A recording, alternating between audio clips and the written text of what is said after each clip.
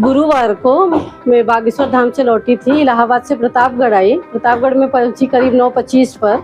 तो वहाँ से एक ऑटो जा रही थी, बुक्ड ऑटो थी वो, तो मुझे जल्दी थी स्कूल के लिए, तो उस ऑटो में बैठ गई। मुझे ये नहीं पता था कि ये बुक्ड ऑटो है। बैठने के बाद जब मैं मोहनगंज पहुंची तो उसमें एक शराबी दरोगा बैठा हुआ था। वो हमें इधर उधर छूना शुरू किया, जहाँ देखो वहाँ टच करने लगा अवैध तरीके से। तो मैंने उसे 1-2 बार रोका।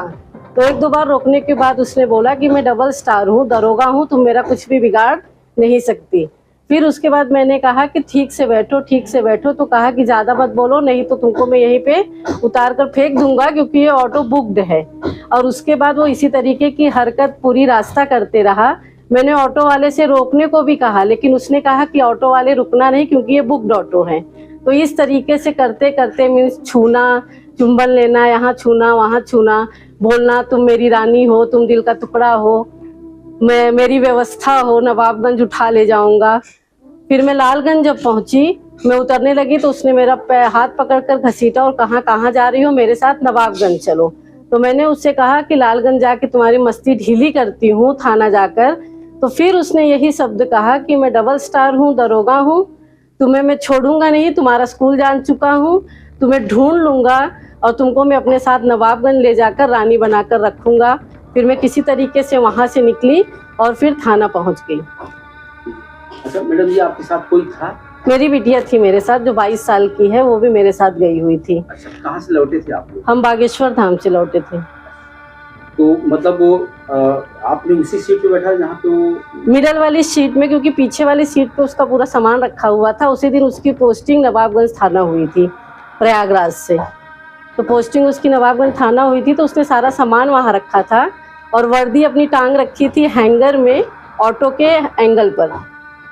तो केवल बीच की जगह खाली थी, तो कॉर्नर में वो था, मिडल में मैं थी और साइड में मेरी बेटी थी। अच्छा, वक्त क्या हो रहा था? वक्त हम 9:30 पे ऑटो पकड़े थे। ये सारी घटना 9:30 से 10:30 के बीच की है, क्योंकि हम 10:30 बजे ठीक लालगंज चौराहे इंदिरा चौक पहुंच चुके थे।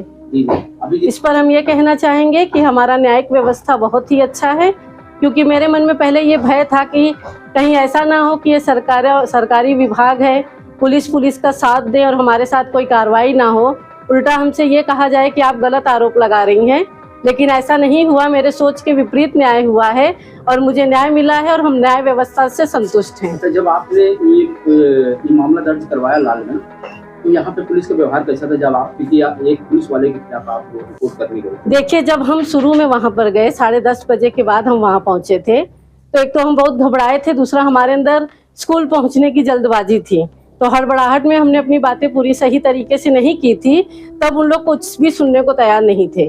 उनको ये लगा कि आपके साथ कैसे हो सकता है। फिर उन्होंने ये कहा कि वो तो वर्दी में नहीं है, फिर आपको कैसे पता कि वो दरोगा हैं। इस तरह के कई क्वेश्चन उन लोगों ने किया। लेकिन जब मैं 2:30 बजे गई दोबारा, तब उन लोगों ने मेरी बात सुनी। 2:30 बजे रात? नहीं, दोपहर में। दोपहर। तो फिर कोतवाल साहब आप मिलने थे वहाँ? हाँ, वो थे। उन्होंने मेरी पूरी बात सुनी। फिर उन्होंने वहाँ पर कॉल भी किया, फिर उन्होंने पता भी लगाया और उन्होंने ये भी कहा कि आपके मतलब हम आपका ध्यान देंगे, आप चाहे मुकदमा लिखवा सकती हैं, चाहे उसे सस्पेंड करा सकती हैं। तो दरोगा फिर वहाँ लालगंज से चले गया या फिर थाने पे यहाँ पे लालगंज में आया? नहीं, वो वहाँ नवाबगंज में ही था, वो पी के पड़ा हुआ था। जब उन्होंने फोन किया तो वहाँ से ये आया कि वो पी के पड़ा हुआ है अभी भी। अच्छा, मतलब आप एक महिला थी, जिस तरह से आपको डरना चाहिए था कि ये दरोगा है, पुलिस अधिकारी है, फिर भी आपने एक हिम्मत की।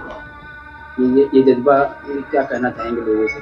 हम बस यही कहना चाहेंगे कि इंसान के अंदर अगर विल पावर हो तो वो कुछ भी कर सकता है। हमें डरने की क्या ज़रूरत है, जो होना है वो होगा ही। हमें किसी भी गलत काम के प्रति प्रतिकार जरूर करना चाहिए, आवाज़ जरूर उठानी चाहिए, क्योंकि आज हमारे साथ हुआ है, कल किसी छोटी बच्चियों के साथ भी हो सकता है। तो ये अगर रक्षक बने, कैसे आपको लगा? आप एक शिक्षिका भी हैं, आप क्या महसूस किए मतलब कि जो हमारी रखवाली करने वाले हैं वो हमारे साथ ही इस तरह से, आप क्या कहना चाहेंगे? हम इस पर ये कहना चाहेंगे कि जब उन्होंने ऐसी हरकत की तो खुद हम अवाक थे कि ऐसा कैसा हो रहा है। अभी तक तो पहले तो मैंने केवल सुना था और अखबारों में पढ़ा था, लेकिन जब हमारे साथ हुआ तो हम खुद ही नहीं समझ पाए कि ऐसा कैसे हो रहा है और हमारा कानूनी व्यवस्था किस दौर पर जा रहा है। अगर ऐसा जाता रहा तो हमारा देश बहुत ही पीछे जाएगा। ये सोच हमारे मन में तुरंत आई थी।